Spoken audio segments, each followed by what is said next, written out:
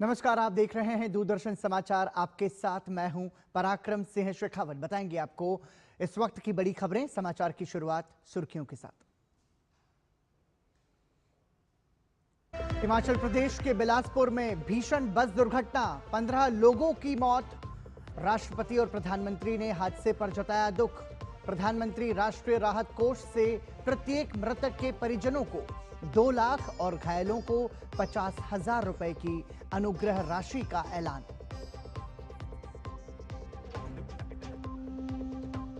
प्रधानमंत्री नरेंद्र मोदी कल नई दिल्ली में आयोजित इंडिया मोबाइल कांग्रेस में लेंगे भाग। नवाचार से परिवर्तन विषय पर होगा विचार विमर्श।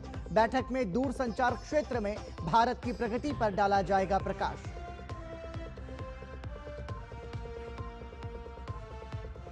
प्रधानमंत्री कल महाराष्ट्र में लगभग 19,650 करोड़ रुपए की लागत से निर्मित नवी मुंबई अंतर्राष्ट्रीय हवाई अड्डे के पहले चरण का करेंगे उद्घाटन।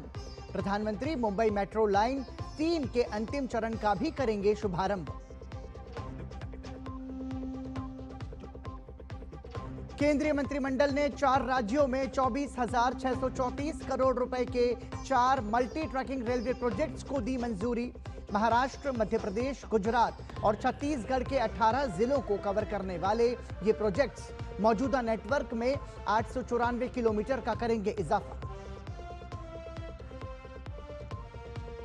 प्रधानमंत्री मोदी ने रूस के राष्ट्रपति व्लादिमीर पुतिन से फोन पर बात कर दी जन्मदिन की बधाई। दोनों देशों के बीच विशेष और विशेषाधिकार प्राप्त रणनीतिक साझेदारी को और मजबूत बनाने का संकल्प दोहराया।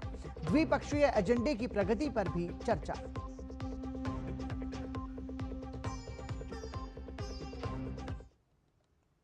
और सुर्खियों के बाद खबरों पर नजर विस्तार से। हिमाचल प्रदेश के बिलासपुर स्थित झंडूता में एक निजी यात्री बस दुर्घटनाग्रस्त हो गई। दुर्घटना में 15 लोगों की मौत हो गई, जबकि 25 से अधिक लोगों के मलबे में दबे होने की आशंका है। बताया जा रहा है कि लैंडस्लाइड के कारण एक पहाड़ी से मलबा गिरने से यह हादसा हुआ। बस मरोतन से घुमारवी जा रही थी, तभी झंडूता के बरठी में दुर्घटना का शिकार हो गई। मौके पर राहत बचाव कार्य जारी है। मलबे से अब तक 3 लोगों को सुरक्षित निकाला जा चुका है। घायलों को इलाज के लिए नजदीकी अस्पताल में भर्ती कराया गया है। अधिकारियों के मुताबिक मृतकों की संख्या बढ़ने की आशंका है। इस हादसे पर प्रधानमंत्री नरेंद्र मोदी ने दुख जताया है। प्रधानमंत्री मोदी ने सोशल मीडिया प्लेटफॉर्म एक्स पर लिखा कि हादसे के इस कठिन समय में उनकी संवेदनाएं पीड़ित परिवार के साथ है। उन्होंने घायलों के जल्द स्वस्थ होने की प्रार्थना की है। प्रधानमंत्री कार्यालय ने प्रधानमंत्री राष्ट्रीय राहत कोष से मृतकों के परिजनों को 2 लाख रुपए और घायलों को 50,000 रुपए दिए जाने की घोषणा की है।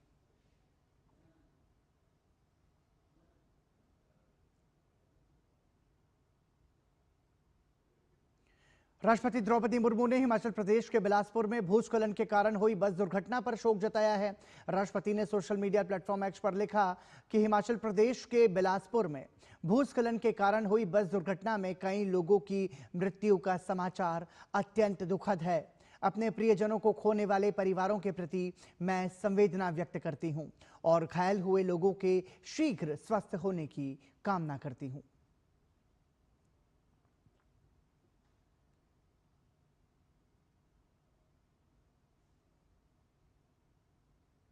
हिमाचल के बिलासपुर हादसे पर केंद्रीय गृह मंत्री अमित शाह ने दुख जताया है। गृह मंत्री ने सोशल मीडिया साइट एक्स पर लिखा, हिमाचल प्रदेश के बिलासपुर में भूस्खलन के कारण हुए बस हादसे से मन अत्यंत दुखी है। एनडीआरएफ की टीमें घटनास्थल पर पहुंच चुकी हैं और बचाव कार्य में लगी हैं। इस हादसे में जिन लोगों ने अपनों को खोया है, उनके प्रति संवेदनाएं व्यक्त करता हूं। साथ ही घायलों के शीघ्र स्वस्थ होने की कामना करता हूं। प्रधानमंत्री नरेंद्र मोदी इंडिया मोबाइल कांग्रेस में शामिल होंगे। इस कार्यक्रम में दूरसंचार क्षेत्र में भारत की प्रगति को लेकर बात होगी। उन्होंने अपने सोशल मीडिया प्लेटफॉर्म एक्स पर पोस्ट कर लिखा कि कल 8 अक्टूबर को सुबह 9:45 पर मैं यशोभूमि नई दिल्ली में आयोजित इंडिया मोबाइल कांग्रेस में भाग लूंगा। इस बैठक में नवाचार से परिवर्तन विषय पर विचार विमर्श होगा। इस मंच पर दूर संचार क्षेत्र में भारत की प्रगति पर प्रकाश डाला जाएगा और इस क्षेत्र में विकास को बढ़ावा देने से संबंधित चर्चाएं भी होंगी।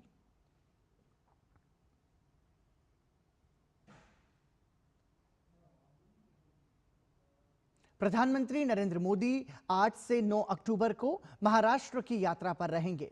वो लगभग 19,650 करोड़ रुपए की लागत से निर्मित नवी मुंबई अंतर्राष्ट्रीय हवाई अड्डे के पहले चरण का उद्घाटन करेंगे। इसके अलावा वो मुंबई मेट्रो लाइन 3 के अंतिम चरण का उद्घाटन भी करेंगे। मेट्रो लाइन 3 कुल 37,270 करोड़ रुपए की लागत से बनकर तैयार हुई है।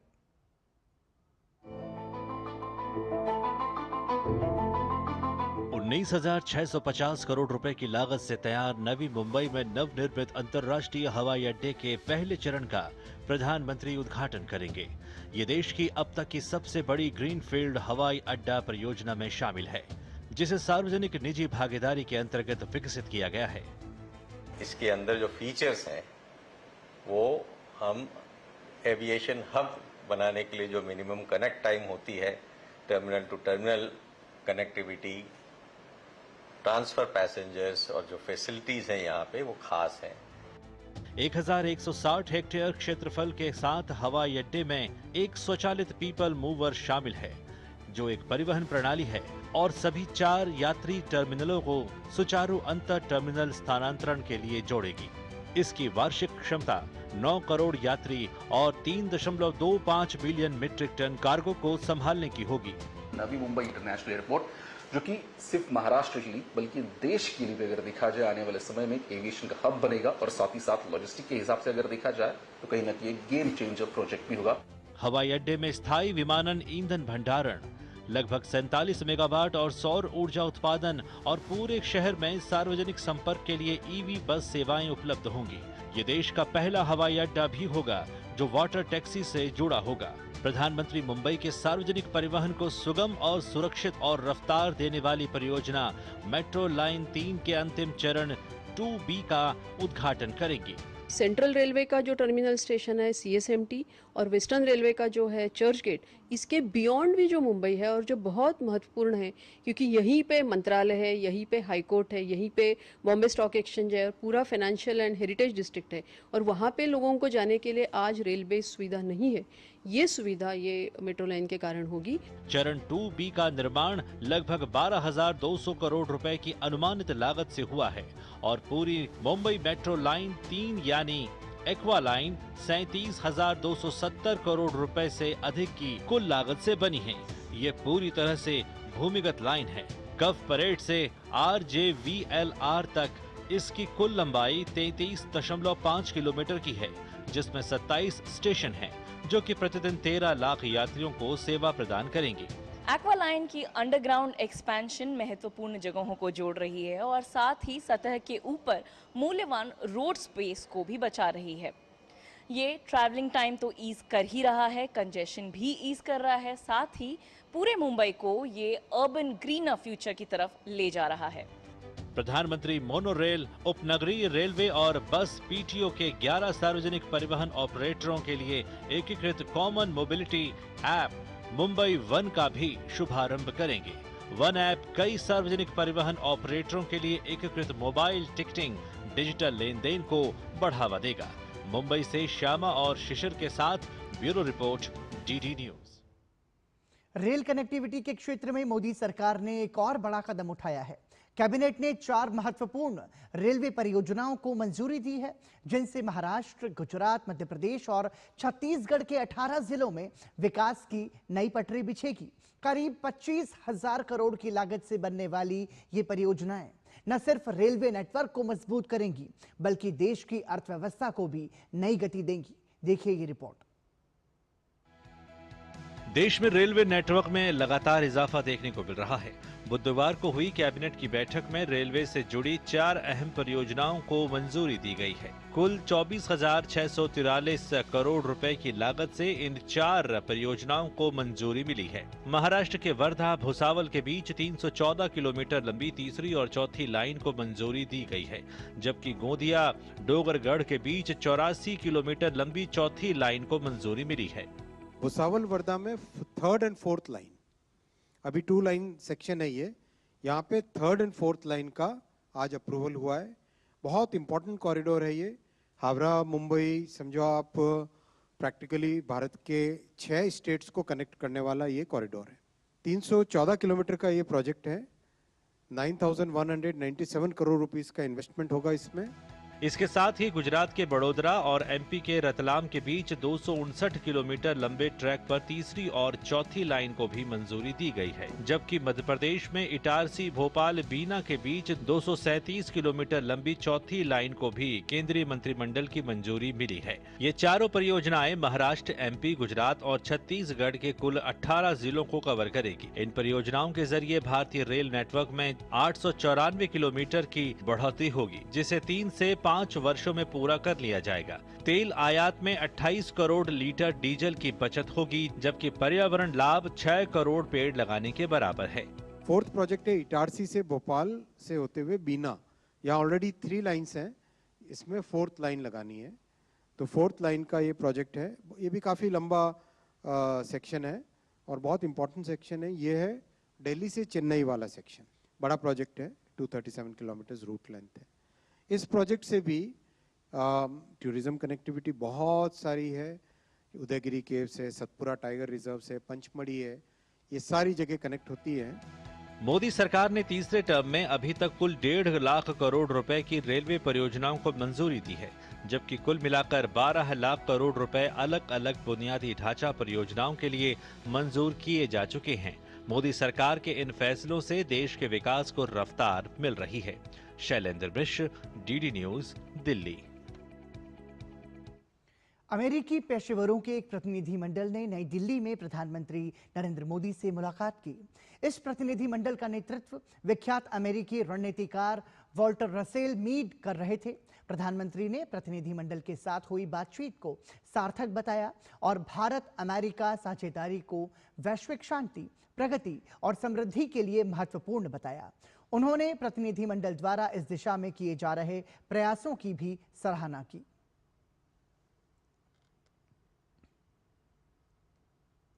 प्रधानमंत्री नरेंद्र मोदी ने आज रूस के राष्ट्रपति व्लादिमीर पुतिन से टेलीफोन पर बातचीत की।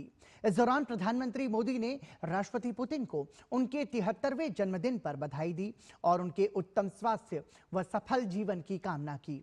साथ ही प्रधानमंत्री नरेंद्र मोदी ने कहा कि वो जल्द ही भारत में राष्ट्रपति पुतिन का स्वागत करने के लिए उत्सुक हैं। रूस के राष्ट्रपति पुतिन की ये यात्रा 23वें भारत रूस वार्षिक शिखर सम्मेलन के अवसर पर होगी। बातचीत में दोनों नेताओं ने भारत रूस के बीच विशेष और विशेषाधिकार प्राप्त रणनीतिक साझेदारी को और मजबूत बनाने के संकल्प को दोहराया। साथ ही द्विपक्षीय एजेंडे की प्रगति पर भी चर्चा की।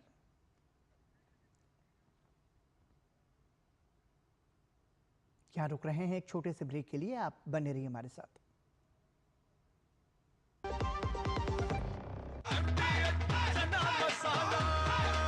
अब छोलिया हो या लोबिया, सफेद चने या काले चने, सब कुछ मजेदार बने।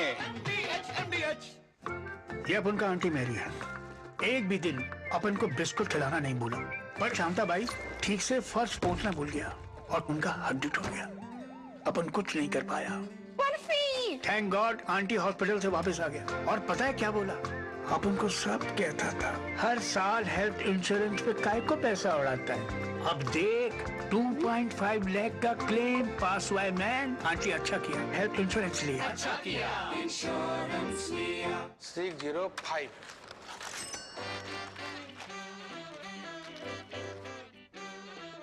बदलो बदलो आदत बदलो।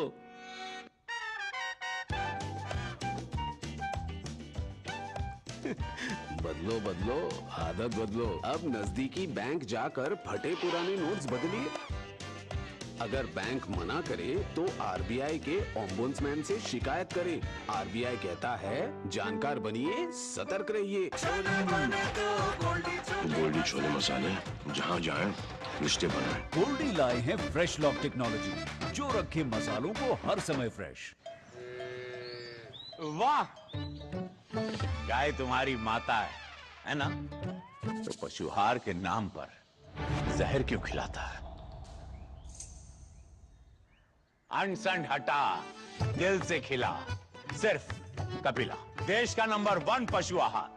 जब भी नुकसान होते तो ये नहीं कहते कि गई भैंस पानी में। तो क्या कहते मम्मी? कहते हैं अच्छा क्या मोटर इंश्योरेंस लिया, अच्छा किए हेल्थ इंश्योरेंस लिए, अच्छा किए जो फसल का इंश्योरेंस लिए। भैंस तो पानी में जाएगी पर आपकी जमा पूंजी नहीं। अच्छा किया इंश्योरेंस लिया।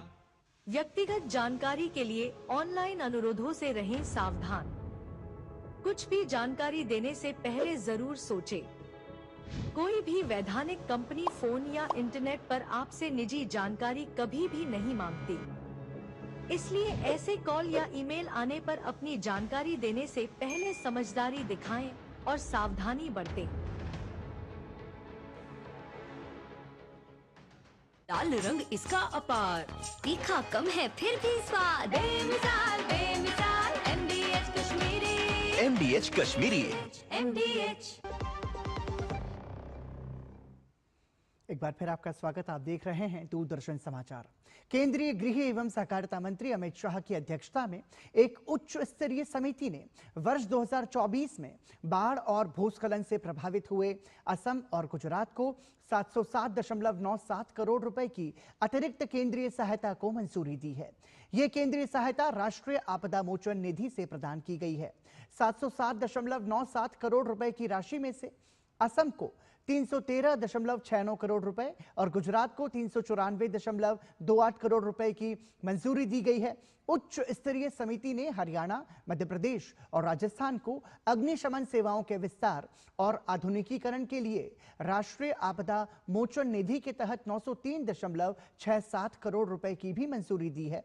हरियाणा के लिए 117.19 करोड़ रुपए, मध्य प्रदेश के लिए 397.54 करोड़ रुपए और राजस्थान के लिए 388.94 करोड़ रुपए को मंजूरी दी गई है। प्रधानमंत्री नरेंद्र मोदी के नेतृत्व में भारत सरकार प्राकृतिक आपदाओं और विपदाओं के दौरान राज्य सरकारों के साथ कंधे से कंधा मिलाकर खड़ी है और सभी आवश्यक सहायता प्रदान कर रही है।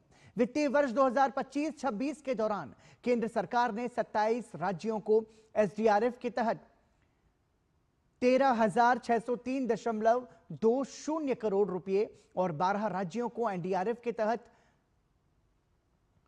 2,024.04 करोड़ रुपए जारी किए हैं। 21 राज्यों को राज्य आपदा न्यूनीकरण कोष से 4,571.30 करोड़ रुपए और 9 राज्यों को राष्ट्रीय आपदा न्यूनीकरण कोष से 372.09 करोड़ रुपए भी जारी किए गए हैं। उत्तराखंड के राज्यपाल लेफ्टिनेंट जनरल गुरमीत सिंह ने उत्तराखंड अल्पसंख्यक शिक्षा विधेयक 2025 को मंजूरी दे दी है। राज्य में सभी अल्पसंख्यक शिक्षण संस्थानों के लिए एक समान एकीकृत कानून लागू होगा। इसका मतलब यह है कि अब मदरसा शिक्षा बोर्ड अधिनियम 2016 और मदरसा मान्यता नियम 2019 को समाप्त कर दिया जाएगा। मुस्लिम, ईसाई, सिख, बौद्ध, जैन, पारसी सभी अल्पसंख्यक समुदायों के स्कूलों और संस्थानों को राज्य सरकार से मान्यता लेनी होगी। 1 जुलाई 2026 से सभी अल्पसंख्यक संस्थानों में राष्ट्रीय पाठ्यक्रम और नई शिक्षा नीति लागू की जाएगी। कानून को मंजूरी मिलने पर उत्तराखंड मदरसा शिक्षा बोर्ड के अध्यक्ष मुफ्ती शमूम कासमी ने कहा है कि इस तरह के कदम समावेश, पारदर्शिता और सुधार की दिशा में अग्रसर हैं।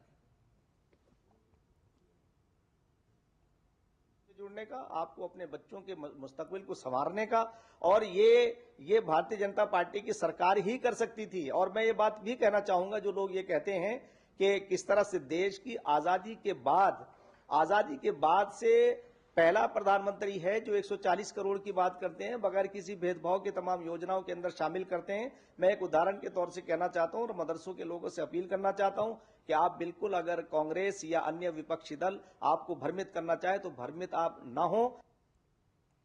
प्रसार भारती के सीईओ गौरव द्विवेदी ने फिक्की द्वारा आयोजित कार्यक्रम फिक्की फ्रेम्स में द कनेक्टिविटी कैटलिस्ट सत्र को संबोधित किया, जिसका विषय था नए दौर के नेटवर्क्स का मीडिया और मनोरंजन और M&E क्षेत्र पर प्रभाव।